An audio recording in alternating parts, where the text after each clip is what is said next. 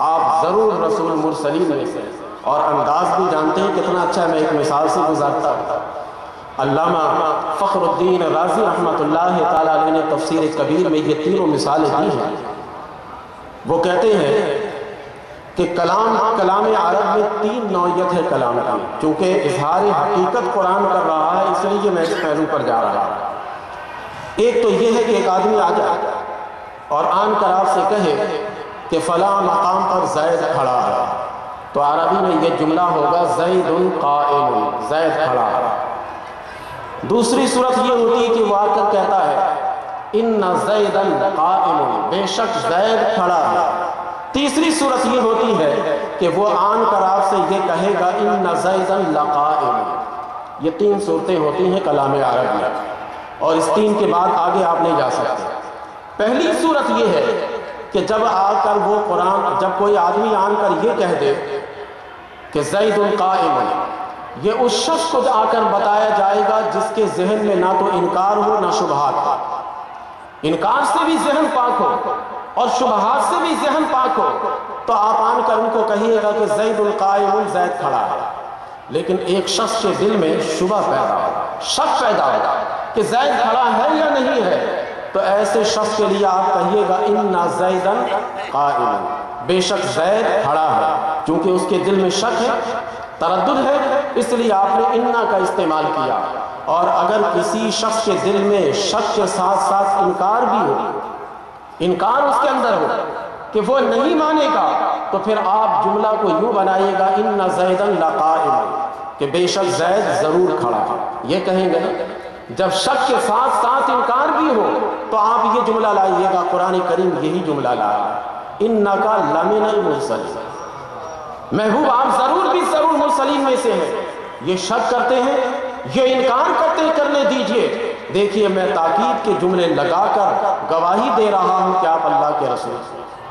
اور دوسرا ان کا کیا تھا کہ یہ سیدھے راستے سے ہٹ گئے، دین حنیف سے ہٹے ہوئے ہیں، دین حنیف پر نہیں ہے، گویا کہ صراط مستقیم پر نہیں ہے۔ قرآن گواہی دیتا ہے انک لمن المرسلین علی صراط مستقیم، محبوب آپ تو سیدھے راستے پر ہیں۔ یہ قرآن اظہار حقیقت کر رہا ہے کہ آپ رسول بھی ہیں اور سیدھے راستے پر بھی ہیں۔ تو یہ کتنے ہو گئے؟ 5۔ یہ 5 ہو گئے نا، 5 نفی میں ہے۔ اب 5 ذرا سا اس بات میں آئے نفی کے بعد، کیونکہ آج میں بیلنس رکھنا چاہ رہا ہوں تاکہ آخر میں جلدی جلدی کرنا نہ پڑے مجھے، میں اس لیے بیلنس رکھ رہا ہوں۔ یہ پنجتن کے صد کے 5 نفی کے جملے قرآن کریم جو نبی کریم علیہ السلام کی عظمت اور توصیف بیان کرتا ہے۔ صاحب قرآن جو قرآن کی نظر میں ہے، اس کے پیش نظر کوئی لفظ لاتا ہے، کوئی ان کی شان کے خلاف کوئی بکواسات کرتا ہے، تو قرآن کریم اس کے منہ پر ہاتھ رکھ دیتا ہے، اپنے منہ کو بند کر دو، تم جو کہہ رہے ہو ایسا نہیں ہے۔ یا تو وہ لفظ ہی اس کی طرف قرآن لوٹا دیتا ہے، یا پھر اس لفظ جیسا لفظ قرآن لوٹا دیتا اس کی جانب، اور ازالہ تہمت کرتا ہے، پھر اظہار غضب کرتا ہے، پھر اظہار حقیقت کرتا ہے۔ اب ذرا سا 5 مقام جہاں پر اس سے قرآن فارغ ہوا، تو اب قرآن کی نظر میں جو صاحب قرآن ہے وہ بیان کرتا ہے۔ میں یہاں پر بتاتا جاؤں کہ اپنے تو اپنے پرائے بھی مانتے ہیں نا، جیسے ابو جہل، ابو لہب اور ولید بن مغیرہ، یہ سب سمجھتا تھا کہ قرآن جو بھی کہتا ہے وہ سچ اور حق کہتا ہے، قرآن میں کوئی جھوٹ نہیں ہے، بلکہ کوئی بھی قرآن کریم میں سے ایک بھی جھوٹ نکال دے وہ دائرہ اسلام سے نکل جائے گا۔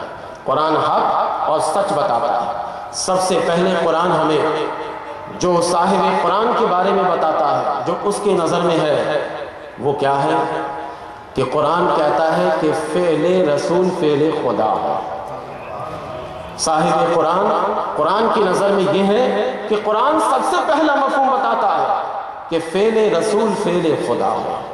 قرآن کریم اس منظر کو بیان کرتا ہے وما رمیت اذ رمیت ولکن اللہ رمی، یعنی غزوہ بدر میں نبی کریم علیہ السلام دعا کر رہے تھے کہ اے اللہ یہ چھوٹی سی جماعت ہے، اگر اس جماعت کو شکست ہو گئی اور اگر یہ جماعت ختم ہو گئی تو قیامت تک تیرا نام لینے والا کوئی نہیں ہو۔ اے اللہ اس جماعت کی حفاظت فرما۔ اللہ تبارک و تعالیٰ نے جبریل کو بھیج کر فرمایا کہ جاؤ، جا کر میرے محبوب سے کہہ دو کہ ایک مٹھی خاک اپنے ہاتھ میں لے لے اور کافروں کی طرف پھینک دے۔ سرکار نے یہی کیا، ایک مٹھی خاک آپ نے لی اور لے کر آپ نے کافروں کی طرف پھینک دی۔ کافر کے سارے جتنے بھی کافرین تھے، ایک مٹھی خاک اس میں سے سب کی آنکھوں میں پہنچ گئی۔ سب اپنی آنکھ مل رہے تھے، ادھر مسلمان اپنا کام تمام کر رہے تھے۔ آج ایک مٹھی خاک وہ کام دکھا گئی جو آج ایٹم بم کام نہیں دکھا سکتا۔ یہ کتنی ٹیکنالوجی میں آگے بڑھیں گے صاحب۔ میرے نبی صلی اللہ علیہ وسلم کے پیر کے دھول کے برابر بھی یہ ترقی نہیں کر سکتے۔ میرے نبی نے مٹی سے جو کام لے کر دکھا دیا، آج یہ اپنی ٹیکنالوجی میں ایٹم بم بھی بنا لے تو وہ کام نہیں لے سکتے۔ اتنے اس زمانے کے سپر پاور ہے نہیں۔ ایک طرف سامنے 1000 کا لشکر جرار ہے اور ایک طرف 313 مسلمان ہیں، تو گویا سامنے سپر پاور ہے، اس زمانے کی سپر پاور ہے۔ نبی کریم علیہ السلام نے ایک مٹھی خاک لی اور لے کر ان کی جانب پھینک دی۔ وہ سب کے سب اسی میں آنکھ ملتے رہے اور مسلمان کام چلاتے رہے۔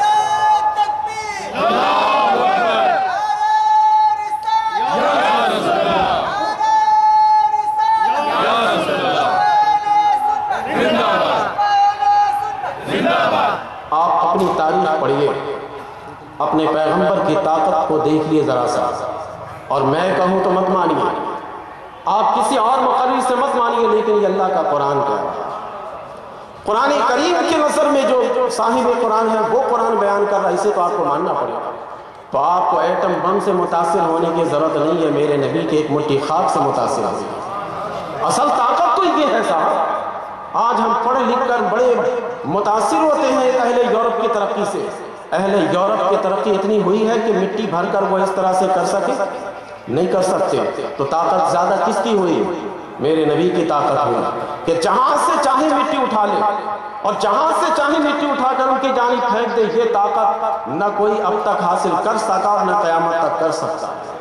جتنی بھی ٹیکنالوجی ہو ان کے پاس، وہ ٹیکنالوجی ان سے کم ہو۔ میرے نبی صلی اللہ علیہ وسلم نے ایک مٹھی خاک پہ قرآن کریم اسی منظر کو بیان کرتا، وَمَا رَمَيْتَ اِذْ رَمَيْتَ وَلَٰكِنَّ اللَّهَ رَمَىٰ۔ محبوب جب آپ نے مٹی پھینکی تو آپ نے نہیں پھینکی، وَلَٰكِنَّ اللَّهَ رَمَىٰ، اللہ نے مٹی پھینکی۔ انداز ذرا دیکھیے، وَمَا رَمَيْتَ، آپ نے مٹی نہیں پھینکی، پہلے نفی ہے۔ ہو سکتا تھا کوئی سینہ تان کر کے کھڑا ہو جاتا، سرکار نے پھینکی نہیں۔